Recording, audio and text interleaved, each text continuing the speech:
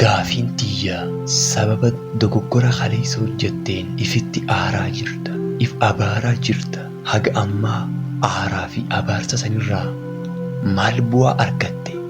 Kaleessa dabre san jijjiiruu dandeessee?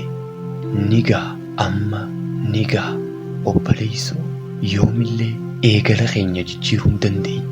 Yeroo takka mataa kee waliin araara buusii maal akka uumamu laali. Kaleessa akka kaleessaatti fudhu mee maal akka uumamu laali. Jijjiirama akkam fidda? Hundaa miti garuu dhugaa takka siif himuu hin danda'a.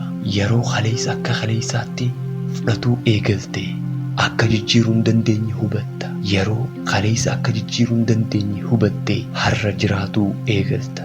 Boru immoo dogoggorri akka kaleessaa deebi'ee akka hin dhufne carraa sirreessuu guddaa qabaatta.